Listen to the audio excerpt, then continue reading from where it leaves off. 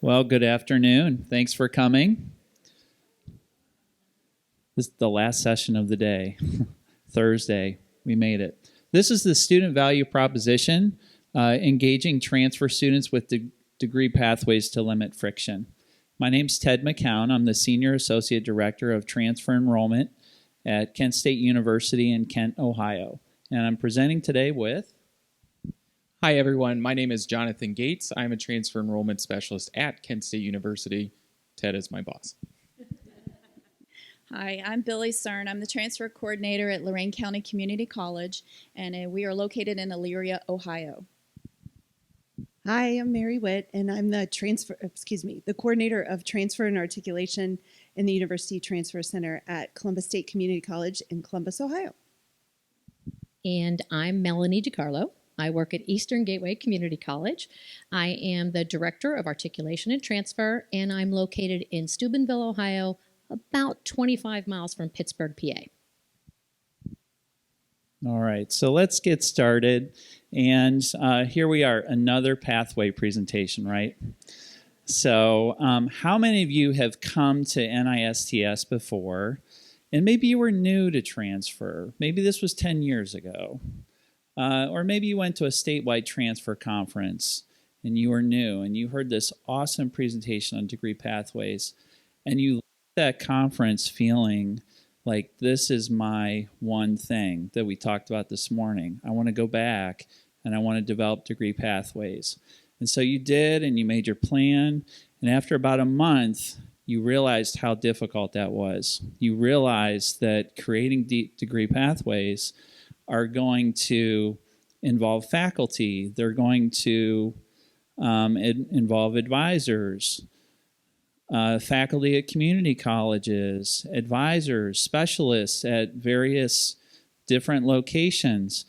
And now the faculty are mad at you because you're telling them what to do with their curriculum. And the community colleges are mad at you because they think you're going to steal your students. And on and on and on. And all I wanted to do was help students and try and make a clear path, right? So this presentation is not necessarily about the degree pathways that we created, although we did do that and we will mention it. This is more about not the pathways themselves, but what we experienced and worked together. And we're going to talk about our interaction together and some of the frictions that we saw our students experiencing and also friction that we experienced ourselves. So let's talk about what we're going to talk about. We're first going to talk about the grant that brought us all together through Ascendium. And then we're going to talk about how we collaborated as institutions. Then Billy from Lorain is going to talk about friction in the transfer maze. Mary from Columbus State is going to talk about engaging the community college to reduce transfer friction. Melanie from Eastern Gateway is going to talk about reinventing the transfer wheel. And then Jonathan from Kent State is going to talk about how our pathways are more than just a roadmap. So that's what we're going to talk about through this next 50 minutes or so. So I want to kind of set the stage by introducing you to each of our institutions. And I'm going to do this alphabetically because not one is more important than another. So I'll start with Columbus State Community College, which is located in Central Ohio. And it was really set up as a place that students could come and get help to earn a degree and actually set forth into the workforce from there in the Central Ohio area. They, as you can see, they have about 27,000 students currently, right in the center of the state. Next is Eastern Gateway Community College. That ever since the 60s, Eastern Gateway has existed to really serve kind of that Ohio River Valley. Actually, they sit right along the Ohio River, and across the river is West Virginia. So it's this portion that students needed flexible options and academic programs, and that's what Eastern Gateway accomplished. Just recently, they have ventured out into online programs and have seen a tremendous amount of success with online programs. Next is Kent State University, which is one of the 15 four-year public institutions in the state of Ohio. It's a Carnegie Research One institution. Currently, we have about 36,000 students, and we also have 10 different locations throughout Northeast Ohio. So we're really set up by the state of Ohio as a land-grant institution over 100 years ago to service the Northeast Ohio region.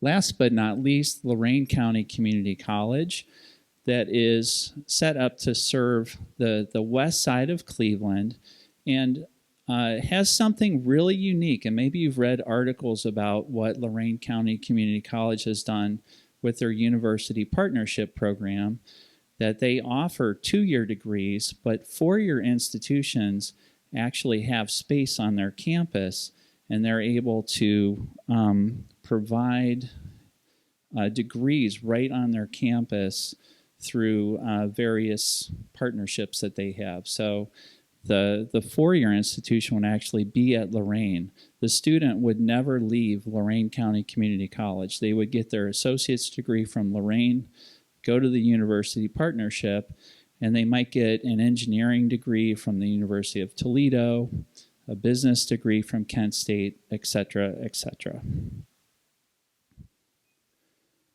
So our title kind of engages me in a question. And so the student value proposition, engaging transfer students with degree pathways to limit friction. The question that I have is, can students find value in degree pathways, or can they find value in our degree pathways? And that is something that's really critical as we move forward, because students experience friction, and we talk a lot about friction points. And there's a lot of good literature out there about friction. And I wanted to define this term so that you kind of understand where we're going as we move forward in the presentation. So I read an article a few years ago, Graduating in Spite of Us, which was really talking about friction points that transfer students experience. And a book that I read that really defines this more is On My Own, which is a book by Dr. Wang-Zhu Lei, who is a professor at the University of Wisconsin in Madison. And she talks about friction and how systems and policies and procedures within our institutions actually create counter-momentum friction. And this is really critical because this is kind of the friction that we experience as we work with our students, and also the friction that we have within our institutions. And that's what you're gonna hear about. And the goal then was to work with students, understand the friction, and engage them around the friction to help them get through that. Momentum's important. We talk about momentum in a lot of different areas of education. We talk about it in admissions. We talk about it in degree progress. But if our systems, if our policies and our procedures counter that momentum, that is actually a barrier to the student. So we'll talk a little bit about that. So the Ascendium grant commissioned these 4 institutions to create 31 high-impact degree pathways. And so we were to collaborate together, 4 distinct institutions, and actually develop degree pathways that would allow students to enter the workforce at the end. And we've actually already accomplished that. We've created 43 degree pathways. We have 43 published, and we're working on 6 more right now. Something very unique about the degree pathways is that we have been at the table. So as the faculty are actually negotiating the curriculum across the table, we're there saying, hey, what about the transfer student? Think of the transfer student in this process. Don't just look at your curriculum and your curriculum rules and what's important within your curriculum, but think about the transfer student and how your curriculum may impact them. So that was a really critical point as we move forward. But it was all about to streamline student progress. So that was the degree pathways, but the grant also said, let's see how we can develop support services. Let's create advising that is specific for these students on the pathways. Let's create scholarships to address the financial need that we knew that was a friction point with our students. And also, let's provide integrated support and actually outreach to these students to help them through the pathway process. So 3 distinct community colleges, 1 four-year public institution, collaborating and trying to develop methods that we can assist the students through the degree pathways. I'm now going to ask Billy Cern to come up from Lorain County Community College and talk about friction in the transfer maze. Thank you, Ted. So as we know, community college students have many obstacles that they must navigate to a 2-year, from 2-year, let alone transferring to a 4-year degree. And so we all have a responsibility to help these students. And with this Ascendium grant and this opportunity, we were able to streamline some of these barriers to make it a smoother process for our students. Yesterday, President Pink mentioned that 80% of students want to go on and get a bachelor's degree, and yet only 15% do. And so what we've tried to do is look at these forces that students have and try to go through and reduce these barriers, make it easier for them to have the information, have a contact person to be able to move through and go on to get that 4-year degree. Next slide. So some of the steps that we've taken with Lorain County Community College and Kent State, we were able to get space for Jonathan at our campus. So Jonathan is meeting students at the Kent State campus, but we've given him an office at LCCC. Jonathan and I are doing sessions together last fall during the National Transfer Month. We did info sessions. We have coffee chat tables where we can sit and talk to students and give them that opportunity to meet and greet and talk to us and learn about transfer. Some of the other things that we've done is during Welcome Week, the first week of classes, had Jonathan there to again be at our table for the Transfer Center and just immediately have that accessibility and access to Jonathan. And so it's been very positive. The students like it. They actually, when they found out about it, were bringing their parents to some of these events. So it was a win-win for the student and the parents to learn more about our pathways. One of the biggest positives that I've noticed would be every student at LCCC has to take an SDEV course, a student development course, that teaches them about our community, transfer, and careers. Transfer is a big part of the SDEV course. So what we did is created a second section that was specific for students that were interested in Kent State. And so we had a student that went through the partnership, the university partnership, and he was, well, during COVID, we had to get Jonathan to give us a PowerPoint video YouTube of himself explaining all the information that he could help them with on these pathways, the resources, the onboarding process, everything that they would need to give them more information about Kent State. And this has been really good because not only have we given them the information, but I've asked the faculty if I could come and do class visits. Last fall, I was able to do a couple of visits, and this fall or spring semester, I've got 6 lined up. So the courses that are in person, I'm actively getting out there and I'm talking about these pathways so that students have the information really early on, make contact with Jonathan, and be able to get on the path and see from the very beginning, that first semester, what am I taking? And I can see all the way through my senior year, what is the last semester of courses I'm taking. And so with LCC, we've got about 14 pathways, and those are mingled in with education, health and human services, information technology, paralegal studies, and then we have also created the Transfer Center website. our transfer center just opened. I was hired July of 2020, and so it was in the middle of the pandemic. We created the transfer center, which is basically, it's me, but it is a space in our university partnership office, and I'm actively marketing and emailing students. And on our website is explaining the supports and services, transfer scholarships, all of our pathways, anything a student would need to support them to go on and get that bachelor's degree. These degrees, again, as Ted mentioned, are impactful to our community. These are pathways that are good for students to get that bachelor's degree and be employed in local businesses in our area. And so these steps that we've taken, we've had to have effective communication. And so our LCC advisors were on board with this also. So each time one of the pathways are completed, I am communicating with them. I'm attaching the pathway. I'm directing them to the Articulation, the Transfer Center website. And I'm also giving them advice about what to say to students about the whether it's online, whether it's they have to actually go to Kent State, how there's so many courses that the faculty have agreed to allow the student to get all those credits at a community college before jumping over to Kent State. Another thing I highly recommend is partnering with your student senate. Our student senators, one of them is a UP rep, a university partnership rep.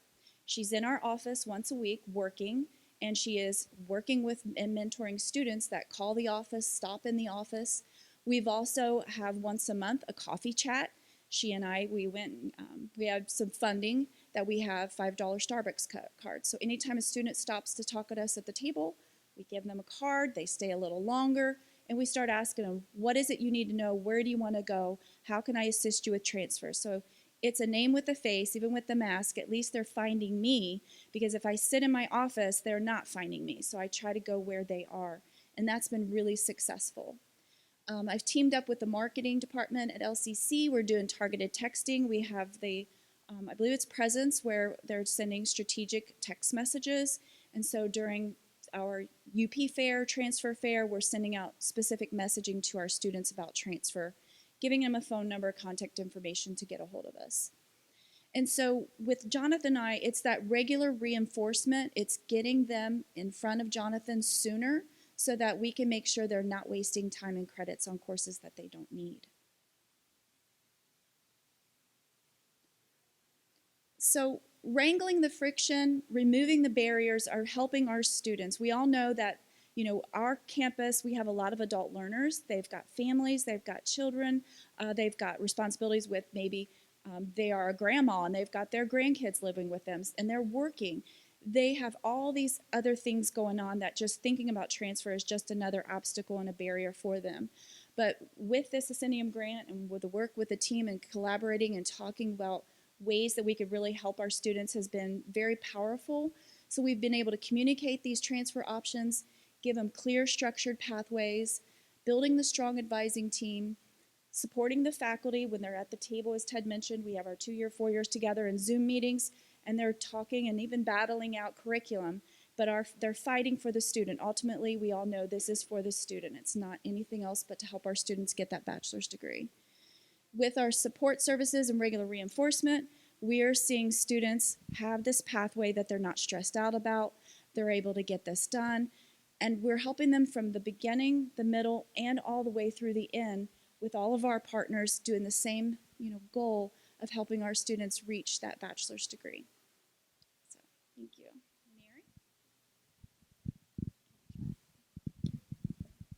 Try to be double-fisted here, I guess, with two things of electronics. So let me just talk a little bit about, let me just talk a little bit about Columbus State first. So I run the University Transfer Center, which is me. I run all the transfer and articulation activities for the college, so it's just me.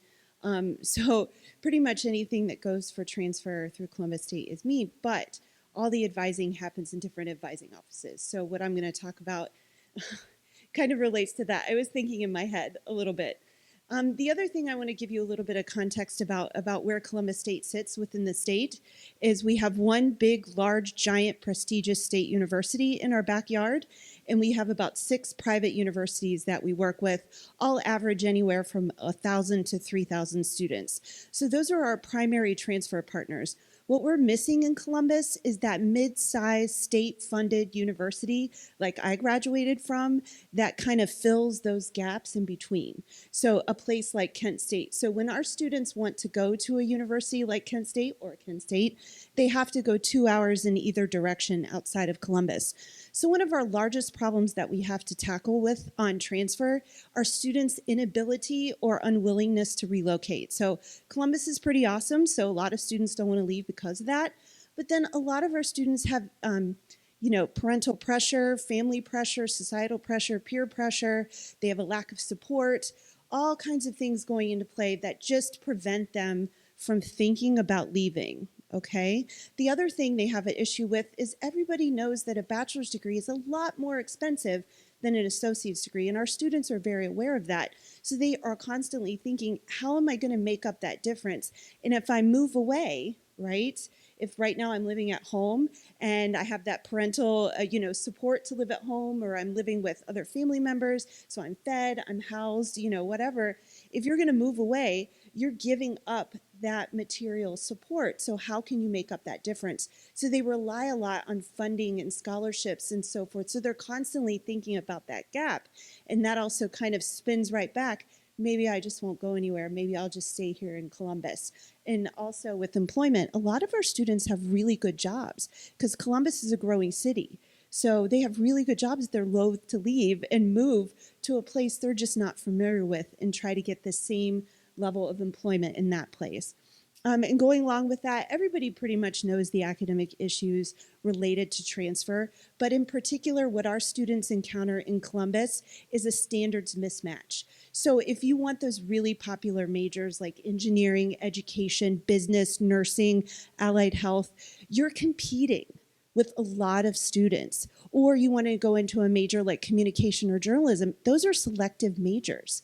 So it is sometimes impossible for our most gifted students to get into those majors at our large prestigious state university down the street. So they have to make a choice. Do I leave Columbus and go to another university where I can get that major and get to do what I actually want to do? Or do I just give up and get it, just pursue a different major? And oftentimes the advice is, just finish this major in health sciences and then you can go to grad school for nursing.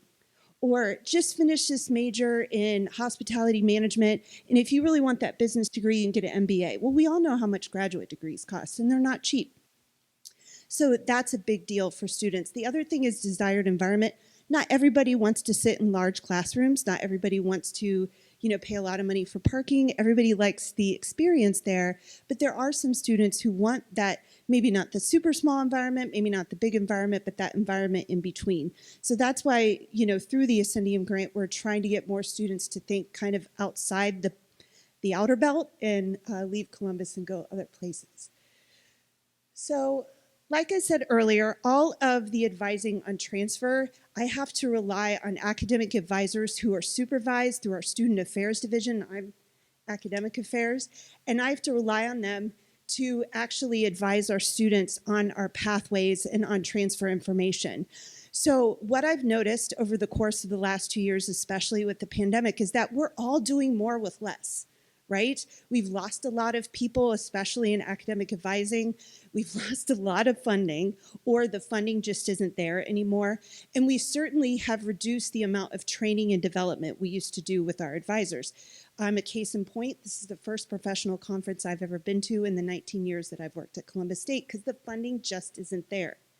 Okay? So what that leads to, when you're asking your academic advisors to move into a more holistic student advising experience, we really want to move toward case management, and I used to be an academic advisor there, so I understand. Our advisors are feeling overwhelmed because they're not necessarily being trained to do that. They're not always given the supports to do that. And oftentimes that leads to burnout and a traumatic experience at work because of what you're experiencing at work and at home and everything with the pandemic. You just want to throw up your hands and kind of give up. And what happens is the transfer information goes goodbye, okay? So if you're having to meet the student's most basic needs and talk about those most basic needs, the last thing you have on your mind is talking about, do you want to go to Ohio State or Otterbein? right? So it's really unfortunate because I've been finding that when I try to get better communication across the units, especially with my advisors, and I try to really meet them where they're at, and I'll talk about that here in a second, is that it's really hard because they're just like, I just have so much to do with each one of these students that I really want to talk to them, but I just don't have the time. And then the other thing we're finding with communication that I think, again, a lot of you can really understand as well throughout the pandemic is how bad some of our communication is. Okay, between academic affairs, students and staff and faculty, leadership and everyone else, that has really taken a hit over the last 2 years. So, but it was going downhill before. So, as a part of our work with the Ascendium grant with Columbus State, one thing that I really value that we did in this grant, I started this job about 5 years ago, and like I said, I'm by myself. So I had a really hard time figuring out how to get in with the faculty, how to get them to trust me and what I was doing for transfer, and how to get them engaged. I think somebody said earlier in this conference, I don't understand what makes up computer science, right?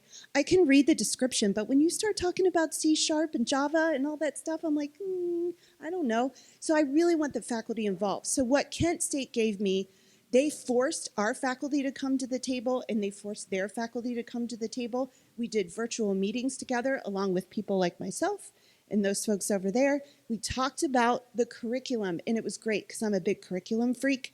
And I got to hear what, all the nitty gritty about the classes and all this real big synergy and everything. So what that led to is giving me a template on how to talk to faculty and how to bring them in. So I've done that with other schools and other partnerships and other relationships. It's been super successful. The other thing that the Ascendium grant gave me was the ability to think outside the box when it came to communication. So one thing we've done, just like what Billy's done up at Lorraine, is we've really worked on targeting communication to students. We used to just send out communication and hope that the students that might care would read it, and guess what? They didn't. So now we've really worked on thinking about when we develop a new pathway, who are the people we need to connect with, okay? And we try to bring in the faculty. We want the faculty to send those communications to, in some cases, because they'll get more buy-in from it than they would from someone like myself, which, And then finally, the other thing that we were already working on was standardized information. So one thing, again, I'm a curriculum freak, that I think is really important because I was an academic advisor is standardizing your transfer information at the community college. I was spending a lot of time as an advisor telling students how to read the documents from the other institutions because you were all using your own lingo. Some were red and some were gray, green and red and blue and white.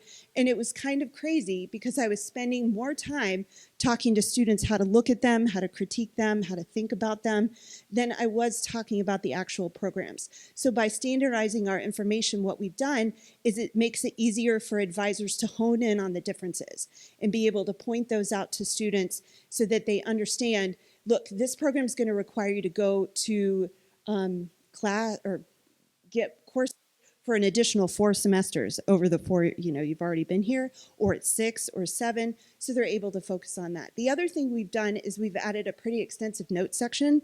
Now, we all know people don't like to read, okay? But sometimes our academic advisors like to read. So I write it for them as well in hopes that it will get the student to actually read it. Because I think it's important that we include information that's relative to student concerns that a lot of times four-year institutions take for granted. Okay, a lot of the pathway information I get from four-year institutions, it has nothing mentioned on there about how the degree is delivered, which is extremely important to our students. Kent State University is 2.5 hours away from Columbus. Our students want to know, am I going to have to move to Kent, and where is that? And if I don't, they may be more likely to look at some of those. So some of those online pathways will specifically say, this is delivered primarily online. You can go part-time, you can go full-time, because these are things that are important to the student. So we've added that. So that's what we've done with the Ascendium grant at Columbus State. So thank you. I'm going to introduce Melanie DiCarlo from Eastern Gateway. Hi, folks. You know what, Jonathan, can you be my man? Thank you. I needed a man, sorry. Hi, I'm Melanie DiCarlo from Eastern Gateway Community College, and I'm going to talk a little bit about reinventing the transfer wheel. So, two things I want to put out there right away. I'm going to use analogies. Don't hate me. Okay? First one is reinventing the wheel. We're told not to reinvent the wheel, but sometimes we have to look at those spokes to figure out how we're going to reinvent that wheel. So you're going to see wheel analogies throughout my portion. Additionally, I love Shrek. Okay? And I love how Shrek, when he's describing, when he's asked, who are you, Shrek? And he says, I'm like an onion. You have to peel back my layers to get to know who I am. Well, that's what we've had to do with regard to transfer at Eastern Gateway to kind of figure out who we are, what we are, and how we're going to move forward. Okay? Next slide. So now if I can just remember what I'm going to say, right? So when we were invited to be part of the Ascendium grant, I was in awe. I sat there in those meetings. Do you ever go, you get invited to a meeting and you go there and you're sitting there, and ours were virtual, but you have these rock stars around you. And they're talking about, oh, we're doing this, and we have a transfer center, and we meet with our students, and we're doing that. And I'm sitting there awestruck and thinking, wow, what am I going to contribute? I'm just one person for 38,000 students sitting in little Steubenville, Ohio, trying to handle everything. What in the world? I don't have their knowledge. These guys are rock stars. I don't have their knowledge. So I'm sitting there and I'm thinking, so then I start to qualify. Why am I here? Why am I in this room? So I start thinking, well, I do this and I do that. So I do articulations, right? I meet with universities, I talk to them, I reach out, I talk to students. I go and I do transfer events, virtual and online. In fact, I started before the pandemic virtually, just letting you know. Give me a pat on the back for that one. So there's my I's. So it got to be I. Why am I qualifying? Island. I felt like I was on Transfer Island. Yes, I did print the sign, and it did hang in my office. But moving along. So we start thinking, and you're starting to qualify, why am I here? And then you come to the reality of, why am I trying to qualify, why am I here? I have this wonderful opportunity through the Ascendium grant to use these guys and learn from them and figure out, what can I do better and how can I make transfer at Eastern Gateway much more accessible and clear in our messaging, etc. So, as I was sitting on Transfer Island, my perception, and understand this is perception from Melanie's point of view, I thought that I was the only one there. I was on that little island and I was behind that palm tree just chilling. But reality was, I wasn't doing all the work. I had other people, and those numbers are probably wrong, but of course it's my perception. And I'm thinking, yeah, well, I'm not the only one doing transfer. My advisors are doing transfer because who are students going to reach out to? They're going to reach out to the advisors when they have questions. If the advisors can't answer them, they're going to come to me. And of course, my university partners, they all know exactly what to do. And they're helping me. Otherwise, I wouldn't have pathways to give to the students, right?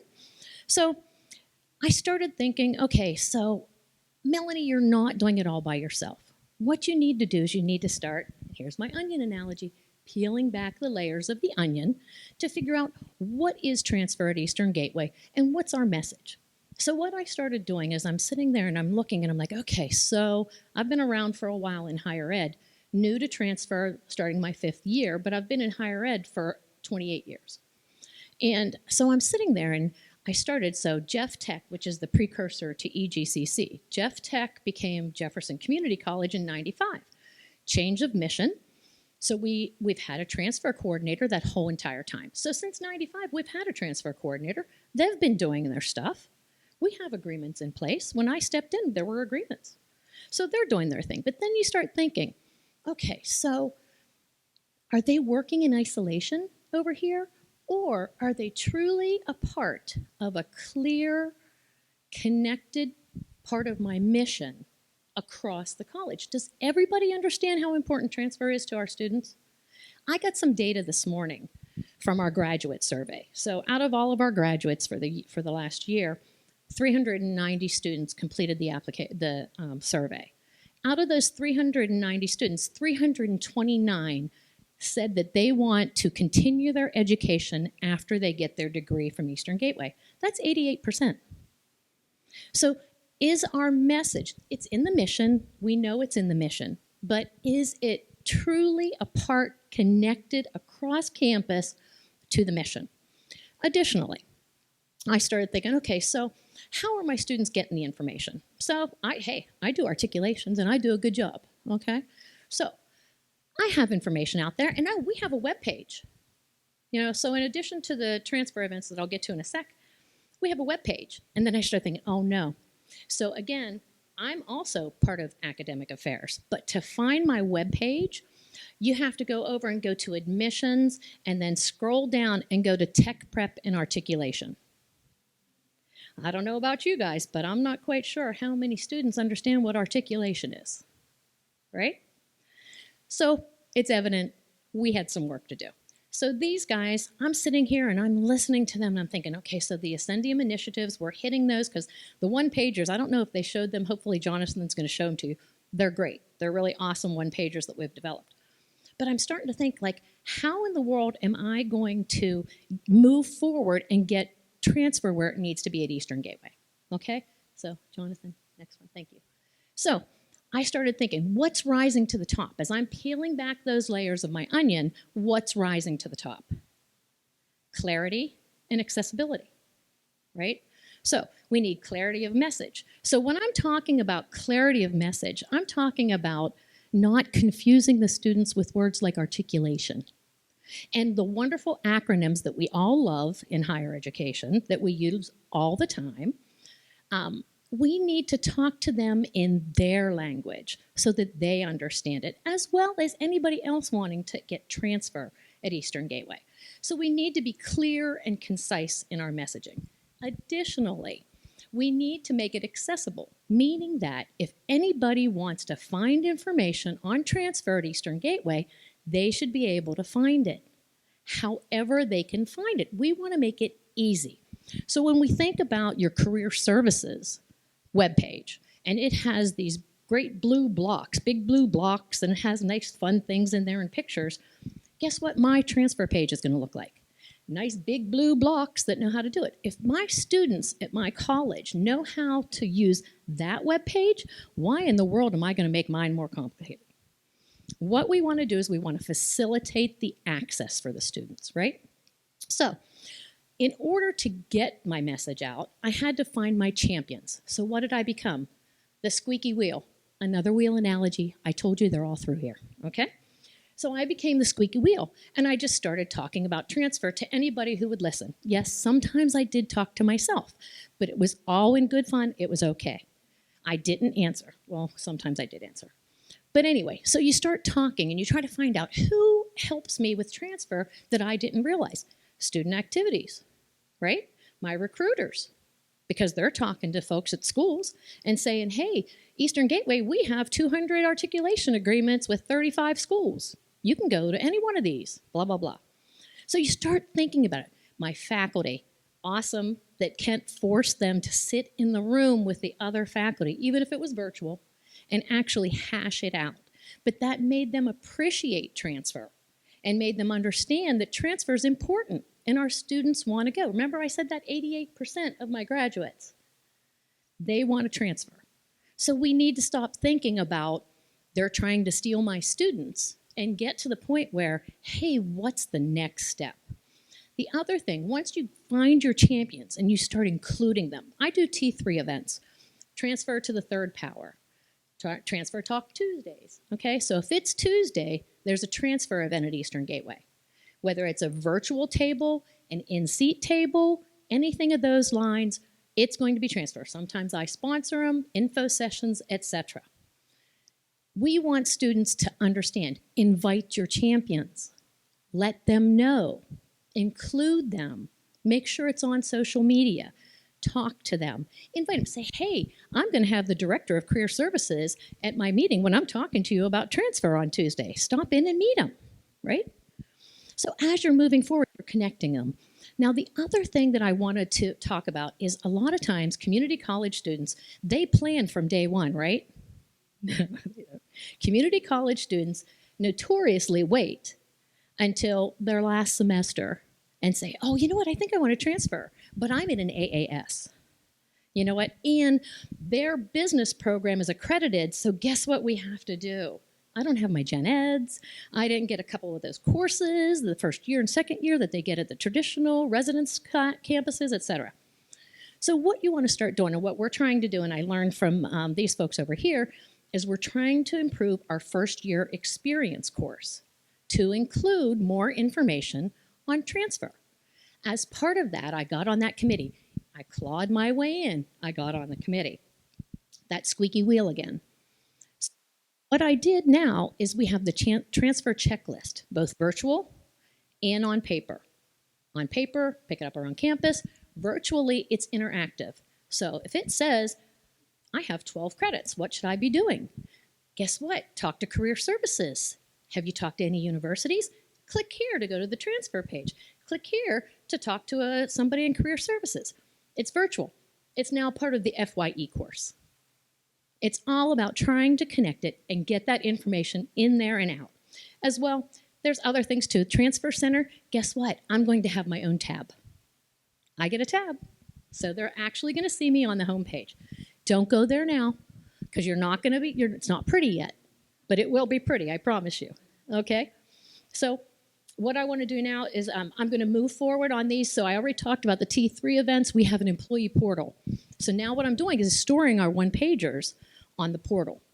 So that way anybody within the college can access that. Anybody who's employee can access that. They can print them off. Okay? So next slide. So coming in 2022, the new transfer wheel. Utilizing the tools that were there, that I've been provided, the information, the experience and knowledge that I've been granted through the Ascendium grant, I've now developed, not me, I haven't developed, we have developed a new transfer wheel. So coming in 2022, this is our version of the transfer wheel for Eastern Gateway. And coming up right now, we have Jonathan. Hi, everyone. My name is Jonathan. I made the PowerPoint. I'm the professional clicker. I do have a confession to make real quick. I do need to get this off my chest. This is the first time I've worn this suit in like 2 years. I'm stoked it still fits. I forgot where it was in my house. I had to get it dry cleaned. I had an appointment and I couldn't find it. But so again, my name's Jonathan. My working title is Transfer Enrollment Specialist. But right now, I'm your last obstacle before you're done for the day. So I apologize. I'll be here all week because we're snowed in.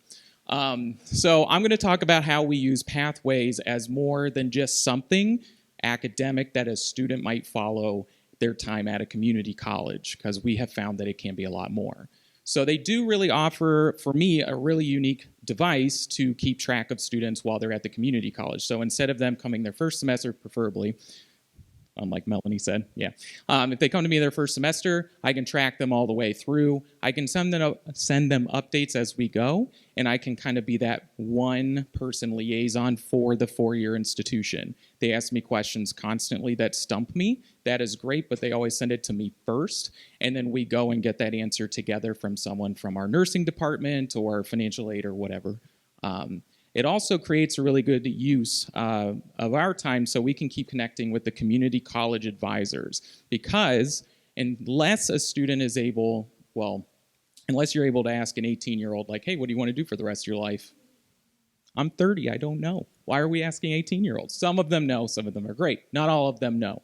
So when they come to me and they don't know that, I don't necessarily get to enroll them on a pathway, but if they're talking with their academic advisor at some point and we have engaged with them pretty consistently, they might say something like, well, I'm really interested in this facet of business. And it's like, well, we have a pathway with Kent State.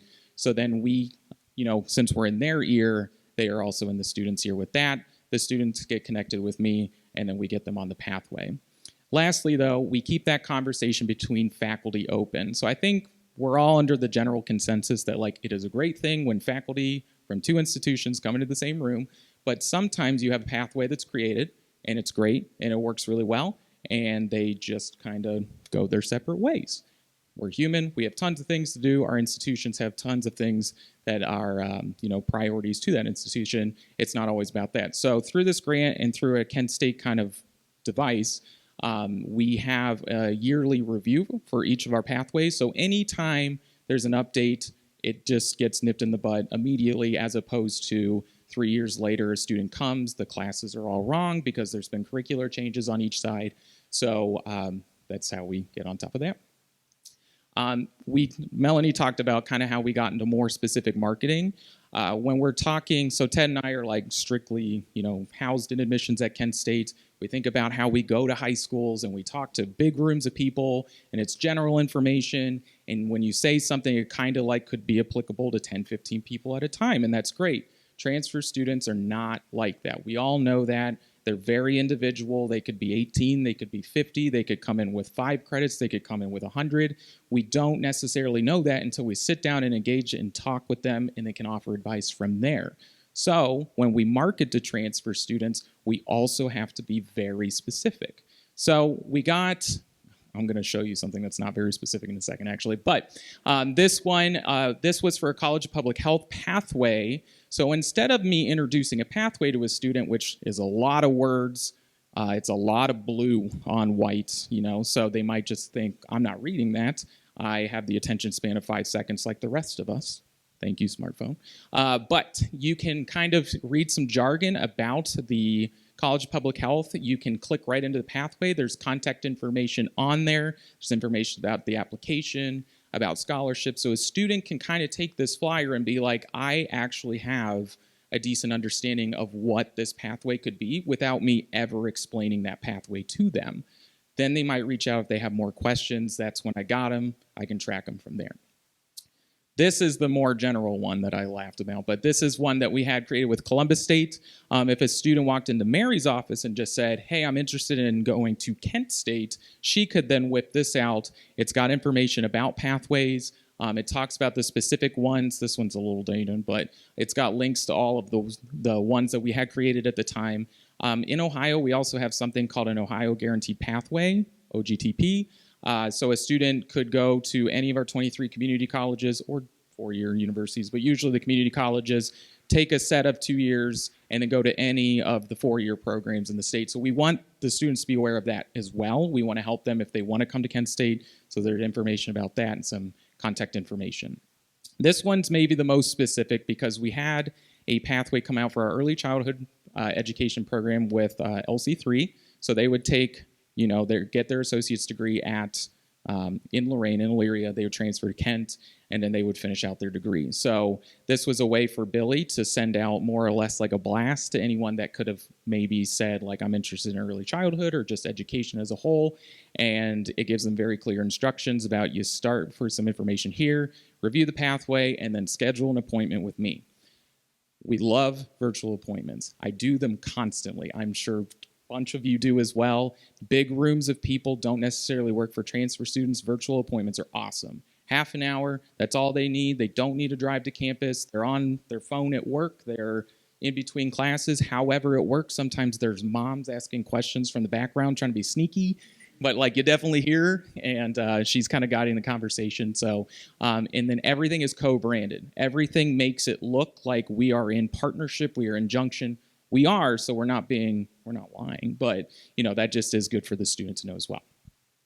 I love this one because it kind of creates a school identity for 2 schools at the same time. So a community college student, it's a big shock sometimes when they transfer to a new school. They just maybe got used to everything at their community college. They knew where all the Starbuckses were. They knew exactly where the libraries, information, like whatever. They got really used to it, and then they come to Kent State, to one of our regional campuses or the Kent campus, and it's a lot different. I'm not saying that they're ill-prepared academically. They're great. They followed our pathways, but it's strange. It's a new place. We're all there. We're all anxious. I flew into St. Louis. I've never been here before, and I was driving. So it's nice because we bring Flash around. That's our official mascot, and you can see here, this was a photo shoot, so this looks professional, but the students really love to engage with it early. We also created like catchy taglines like get on a path, finish in a flash. That is a pun because of him. Anyway, my last point is that generally speaking is that transfer isn't, I've heard a lot about it not necessarily being the biggest priority here or at your institution. And usually we kind of have to lace like a transfer initiative with, well, there's also these other benefits here that might help something else. So if you really do engage well with these pathways and build them up and have faculty reviewing them every year and such, we talk a lot about, especially the last few years, like institutions are really hammering like we need these, diverse enrollment initiatives. We need to up these. We need to offer student services revolved around these. Transfer students are these students. So if we make this possible for transfer students, we are, in turn, helping that out. Whatever you guys call in your state, we call it College Credit Plus, post-secondary, early college, whatever. We have a ton of students, 60+% of our incoming freshman class had some sort of college credit coming in to Kent State this last fall. So students are coming with college credit. We need to be prepared for it. And in reality, we're the experts when it comes to CCP coursework as well, because it's transfer coursework just with a high school student. So if you're boosting your connections at the community college and creating these pathways, high school students can follow them too. We talk about like career tech and students come from technical schools as well. This is also a great way because a lot of the community colleges have already established these relationships with technical schools to turn those into maybe an applied associate's degree. So we can also add a 4-year piggyback off of that and create a streamline for that student to get their bachelor's degree. So flew through all of that. I think we all did. So if you guys do have questions, we're here today. But if you do want to take a picture and send us an email later, please do. So thank you. And we are over time, so feel free to leave if you'd like. But if you do have any questions, we would be happy to answer any questions.